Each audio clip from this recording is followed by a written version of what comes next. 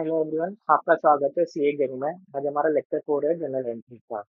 तो चलिए चालू करते हैं। इस लेक्चर में हम लास्ट लेक्चर का एक छोटा सा टॉपिक रिवाइज करेंगे और आज के हमारे न्यू टॉपिक्स उसमें कवर करेंगे।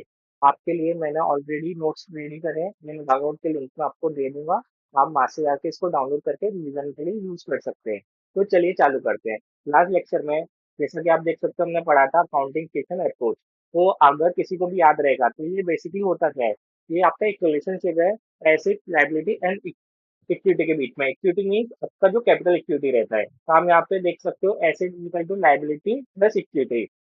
तो हमने उसके लिए एक क्वेश्चन भी सॉल्व किया था, अगर आपको याद रहेगा, जिसमें हमें पहले इक्वेशन दी हुई थी बिगिनिंग ऑफ द ईयर के। फिर उसके बाद हम लोगों ने उसको इक्वेशन को देखा था कि हमारा left hand side equal to right hand side means liability plus equity equal to हमारा एसेट था कि नहीं, वो हमारा मैच हुआ था। फिर उसके बाद हमने कुछ ट्रांजेक्शन दिए हुए थे और क्लोजिंग फिगर दिया हुआ था हमारा एंड ऑफ द ईयर का। तो हमने उससे पहले प्रॉफिट कैलकुलेट किया था। प्रॉफिट कैलकुलेट करने के बाद हम लोगों ने वापस से बैलेंस शीट ड्रॉ किया था।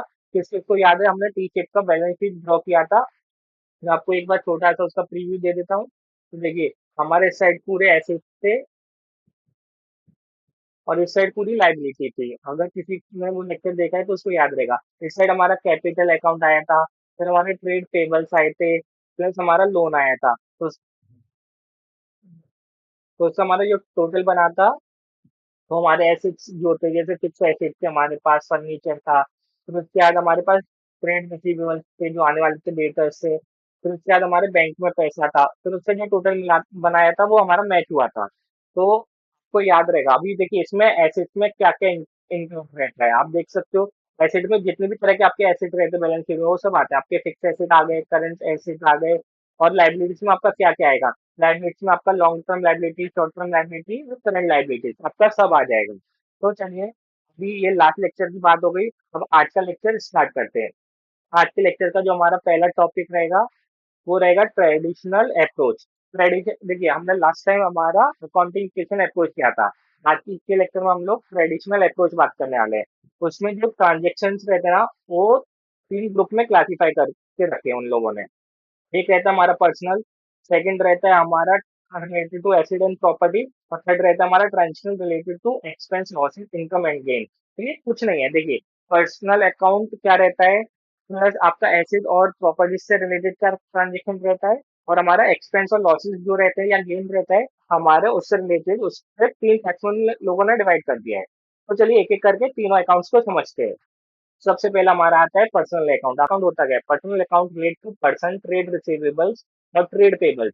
मतलब अगर हमारा कोई भी इंसान है, उसके नाम से हमने कुछ अकाउंट बनाया, फॉर एग्जांपल हमने राम के नाम से एक अकाउंट बनाया, तो हमारा किस में आएगा, वो पर्सनल अकाउंट में आएगा। क्यों, राम एक सेपरेट बंदा है और उसके नाम से अगर कुछ भी अकाउंट बनता है तो है ना, हमारा पर्सनल अकाउंट में आता है। आपका भी नाम हो सकता है, जैसे अगर मैं आपके नाम से कुछ अकाउंट बनाऊंगा तो वो मेरा किस में आएगा, पर्सनल अकाउंट में आएगा।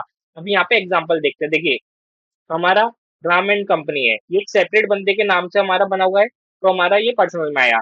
अभी यहाँ पे कैपिटल अकाउंट रहता है। कैपिटल कौन इंट्रोड्यूस करता है, प्रोपराइटर। मानिए यहाँ पे हमारा राम हमारा प्रोपराइटर है, तो अगर उसके नाम से हमने कैपिटल अकाउंट बनाया तो वो भी हमारा पर्सनल में आएगा, क्योंकि देखिए एक पर्सन का नाम इसमें हमारा जुड़ा हुआ है।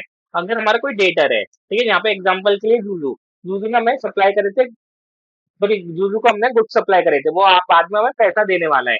तो वो पैसा जो देगा उसके नाम पे हम खड़ा रखेंगे जब तक वो पैसा नहीं देता है, तो वो भी हमारा पर्सनल अकाउंट में आएगा। अभी देखिए, पर्सनल अकाउंट आपके 3 कैटेगरी में डिवाइड किए गए हैं। कौन कौन सा कैटेगरी में डिवाइड किए हुए हैं, आपके नेचुरल पर्सनल, ठीक है, आपका आर्टिफिशियल, और तीसरा रिप्रेजेंटेटिव। अभी देखिए, आपको नाम से वैसे समझ में आ रहा रहेगा। जो नेचुरल रहा, वो कोई भी जिंदा आदमी, मतलब जो ह्यूमन बींग है, उसके नाम से अगर कुछ भी बनाया गया है तो वो हमारा नेचुरल में आएगा। वो कुछ भी हो सकता है, आपका नाम हो सकता है, मेरा नाम हो सकता है, अगर किसी के भी नाम से बनाया गया जो जिंदा है उसके नाम से करेंगे तो हमारा नेचुरल के अंदर आएगा। अब बात करते हैं आर्टिफिशियल की। आर्टिफिशियल देखिए ज्यादातर कब बनाया जाता है, अगर कंपनी का अकाउंट बन रहा है, कंपनी के नाम से कुछ बन रहा है, तो वो हमारा आर्टिफिशियल में आता है। क्योंकि वो देखिए कंपनी जिंदा तो नहीं है, लेकिन जो लॉ की नजर में वो एक सेपरेट एंटिटी है। अगर सेपरेट एंटिटी तो उसका एक सेपरेट अकाउंट बनाना पड़ेगा, है आपकी कंपनी लेकिन वो आप नहीं हो, तो जो सेपरेट एंटिटी रहती है उनके सेपरेट अकाउंट बनते हैं और वो सब आपके आर्टिफिशियल लीगल पर्सनल अकाउंट में आते हैं। अभी इसका एग्जांपल देखते हैं कि कोई भी प्राइवेट एंड पब्लिक कंपनी, जैसे अपना रिलायंस हो गया, तो देखिए रिलायंस कंपनी किसकी है, अंबानी जी की है। लेकिन वो क्या हम अंबानी लिखते नहीं, रिलायंस लिखते हैं, उसमें एक सेपरेट एंटिटी की तरह हम लोग ट्रीट करते हैं और उसका सेपरेट अकाउंट बनाते हैं। आपके क्लब्स हो गए, कोऑपरेटिव सोसाइटी हो गई, ठीक है, ये सब आपका गवर्नमेंट कंपनीज हो गई, ये सब आपका आर्टिफिशियल लीगल पर्सनल अकाउंट में आता है। अब तीसरा है हमारा रिप्रेजेंटेटिव। अब रिप्रेजेंटेटिव क्या रहता है, देखिए, अगर आपका अकाउंट को कुछ रिप्रेजेंट कर रहा है, जैसे कैपिटल अकाउंट हम लोग लिख देते हैं, लेकिन कैपिटल अकाउंट को कौन रिप्रेजेंट, मतलब कैपिटल अकाउंट किसको रिप्रेजेंट कर रहा है, प्रॉपर राइटर को रिप्रेजेंट कर रहा है, मतलब जो ओनर है, जो पैसा ला रहा है ना, उसको रिप्रेजेंट कर रहा है। ड्रॉइंग्स हो गया, अब ड्रॉइंग्स किसको रिप्रेजेंट कर रहा है, ओनर जब अपना पैसा निकालता है, ओनर विड्रॉ करता है कुछ, तो विड्रॉ करता है तो वो किस में आता है, आपका ड्रॉइंग्स में आता है। तो ड्रॉइंग्स किसको डिनोट कर रहा है, अपने विड्रॉइंग पावर ऑफ ओनर को डिनोट कर रहा है, तो वो एक रिप्रेजेंटेटिव अकाउंट हो गया। प्रीपेड अकाउंट हो गया, लाइबिलिटी अकाउंट हो गया, ठीक है। अभी टैक्सेस हो गया, हम टैक्सेस को, ठीक है, किसमें आता है, आपका पीएनएल में लाइबिलिटी में आता है।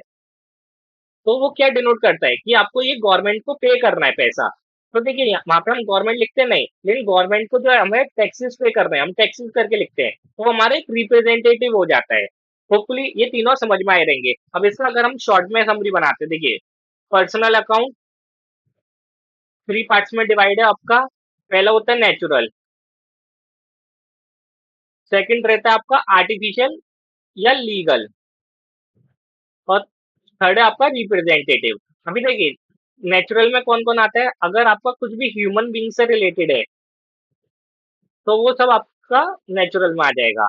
लीगल में क्या आएगा, आपका कोई भी कंपनी, पब्लिक हो, प्राइवेट हो, कुछ भी आपका सेपरेट एंटिटी है, ठीक है, वो सब आ जाएगा। रिप्रेजेंटेटिव में आपका ओनर्स का जो भी रहता है, जैसे कैपिटल अकाउंट आ गया, ओनर से रिलेटेड या लाइबिलिटी से रिलेटेड जो भी कुछ रिप्रेजेंट कर रहा है आपका, तो वो सब आपका रिप्रेजेंटेटिव में आता है। होपफुली ये आपको पर्सनल अकाउंट समझ में आया रहेगा। अब हमारा जो सेकंड अकाउंट है, हम लोग उसकी बात करते हैं, हमारा इन पर्सनल अकाउंट।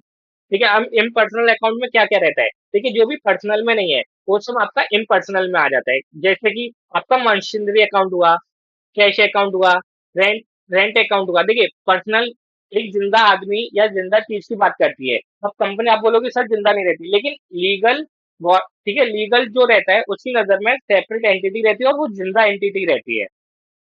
तो यहाँ पे इन पर्सनल में जो हमारे कुछ भी जिंदा नहीं है ना, वो सब आता है। जैसे मशीनरी अकाउंट हुआ, आपका जिंदा है नहीं, लेकिन एकदम कंपनी की अगर बात करते हैं, कंपनी एक सेपरेट लीगल एंटिटी है और कानून की नजर में वो जिंदा है, ठीक है।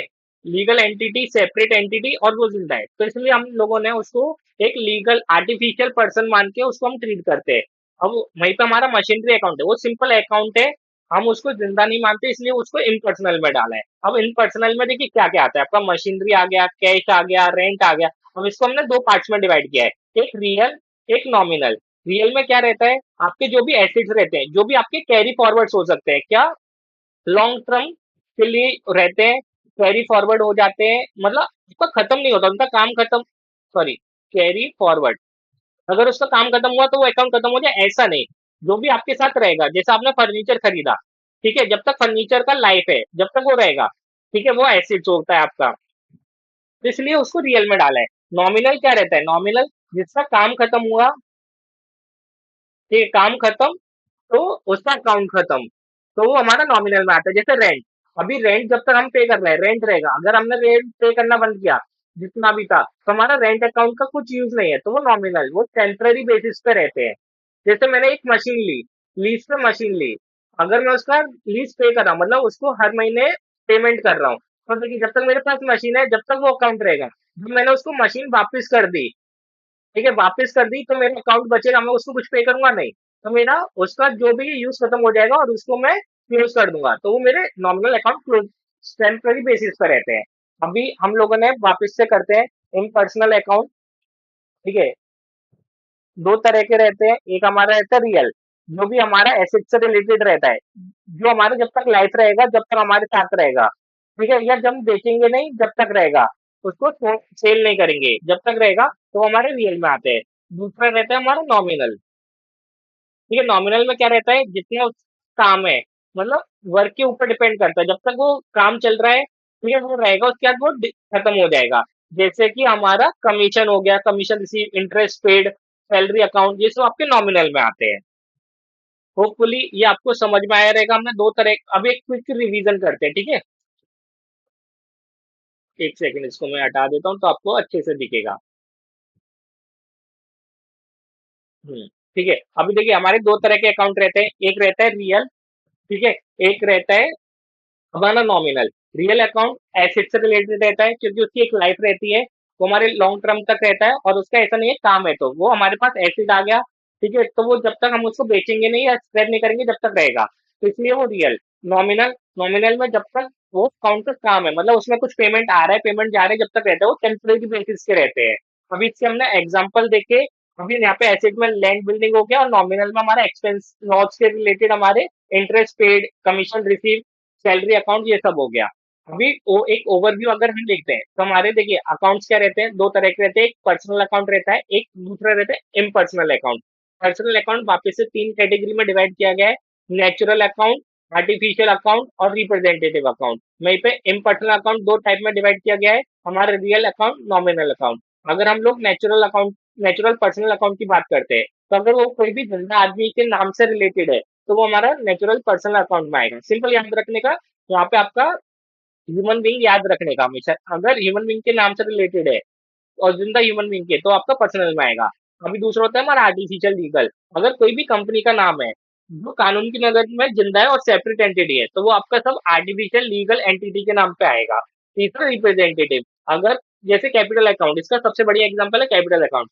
अगर वो आपके किसी भी और बंदे के नाम को डिनोट कर रहा है, जैसे कैपिटल, अब मेरे को उसमें ओनर का नेम लिखना नहीं क्योंकि मुझे पता चल कैपिटल मीन्स ओनर, तो वो किसी को रिप्रेजेंट कर रहा है, तो मेरा वो रिप्रेजेंटेटिव पर्सनल अकाउंट में आएगा। यहाँ पे ड्राइंग्स भी हो गया, ड्राइंग्स किसको डिनोट करती है, मालिक अपना पैसा विड्रॉ करता है पर्सनल यूज के लिए, उसको डिनोट करती है, तो वो मेरा सब रिप्रेजेंटेटिव में आएगा। वहीं पे रियल अकाउंट क्या रहता है, जो भी आपके रिलेटेड टू एसेट्स रहते हैं वो सब आपके रियल अकाउंट में आते हैं, और जो भी रिलेटेड टू एक्सपेंस रहते हैं, ठीक है, आपकी लाइबिलिटीज हो गई, लॉसेज हो गया, गेन हो गया, वो सब आपका नॉमिनल अकाउंट में आते हैं।